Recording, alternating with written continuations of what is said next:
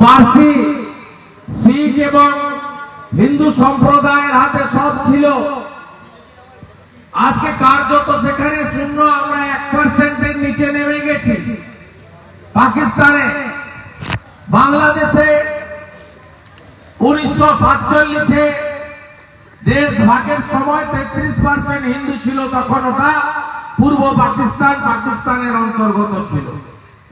71-এ 22% হিন্দু ছিল, আজকে বাংলাদেশে 7.5% হিন্দু। 1,83,00,000, 2 কোটির কাছাকাছি হিন্দু 17 কোটির মধ্যে। কেন এটা হচ্ছে? তার কারণ হচ্ছে এরা হিন্দুদের অস্তিত্ব মুছে ফেলতে চায়। সেই কারণে চিন্ময় কৃষ্ণ প্রভু আজ জেলে কেন? কারণ আমরা নানাভাবে বিভক্ত, ব্রাহ্মণ, ক্ষত্রিয়, বৈশ্য, শূদ্র। এখানে তো মমতা ব্যানার্জির আরেকটা চাষ আছে, হিন্দি ভাষী আর অহিন্দি ভাষী।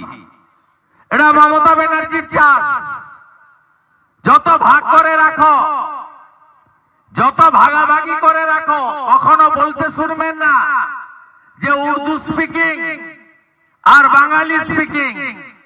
বলে না, আমাদেরকেই বলে।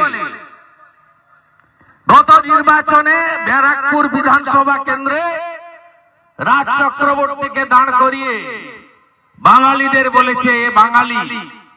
ভারতীয় জনতা পার্টির প্রার্থী ডাক্তার শুক্লা, তিনি হিন্দি স্পিকিং, যদিও তিনি বাংলায় জন্ম, বাংলার একজন কৃতি চিকিৎসক। উনি কখনো গিয়ে মুসলিম এলাকায় বলেননি যে তোমরা উর্দু স্পিকিং মুসলিম, বিহারি মুসলিম, আর তোমরা বাংলাদেশ থেকে আসা বা ভারতবর্ষে থাকা বা পশ্চিমবঙ্গে থাকা বাংলায় কথা বলা বাঙালি।